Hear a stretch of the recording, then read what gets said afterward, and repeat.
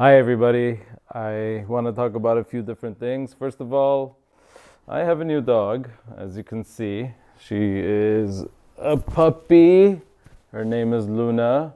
My girlfriend really wanted a dog after Maddox passed away, and I was sort of, obviously grieving and on the fence about it because, I had my dog Maddox for 17 years, and I eventually said, okay, I think I'm ready for a new dog, even though I was on the fence about it. So I said, okay. And she's a bundle of joy. She has so much energy. She's really smart. And, I thought I was okay with it. And I was like, gonna change Maddox's wallpaper. You could see this, yeah. And I was gonna change the wallpaper on my phone and I started crying. So obviously I'm still working through stuff, but the new dog is a bundle of joy regardless.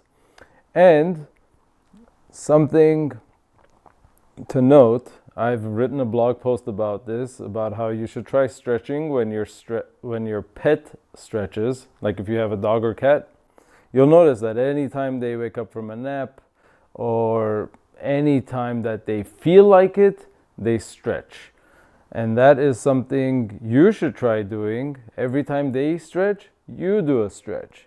And you'll find that it's just like a great way of getting limber, staying limber, and maybe gaining some flexibility by doing frequent stretches throughout the day, basically.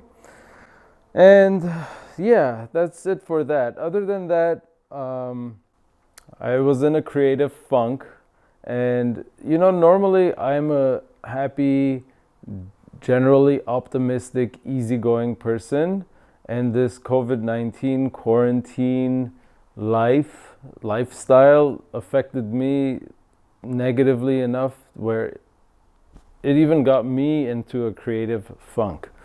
And, parks were closed, Muscle Beach is closed, like I can't go and use the traveling rings like I used to. And so I've lost like, oh, she's so cute. She just came on to me. Anyway, and so I'm thinking, if all those people, if I'm in a bad situation or mindset, I'm not necessarily in a bad mindset, but just if it's affecting me negatively, man, the world must be crazy depressed, especially children who can't go to school and now they don't have the best part of school, which is the social aspect. So I really feel for a lot of people, and I hope people can become more resilient out of this. And if you're having an issue, one of the things that helped me is, so have a to-do list all the time and rewrite your to-do list, reprioritize your to-do list. And even if you don't feel like doing anything from it, have that list. And then instead of doing the thing that you have the most resistance to doing, if you're really like down in the dumps, just try to do the easiest thing on there, okay? And one of the things that helps a lot is to clean your surroundings. If you have a lot of clutter and you have a scattered, if you have a lot of things scattered around, you're going to have a scattered brain. And that is just not very conducive to productivity and health in general. So clear your desk, clear your room, clean your closet. If you hoard stuff, get rid of it. Do all the things that is required to help provide clarity to your mind. And if you don't know what to do nothing until you know what to do. So, which brings me to another point about doing nothing. Simply sit in a comfortable position, close your eyes, and do nothing. Set a timer for 10 minutes and just do nothing. Meditation in short amounts works wonders.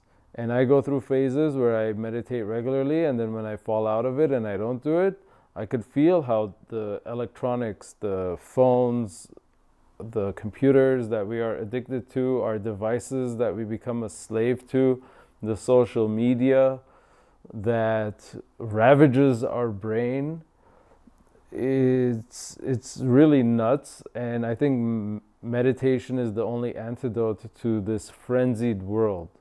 So, have a to-do list. Start knocking out things, the easy things. If you're in a rut and you don't feel like doing anything, do the easiest thing. Get that momentum rolling. Once you have some momentum going, it just builds up like a snowball, rolling down the hill, the ball gets bigger and bigger. And then meditate every so often.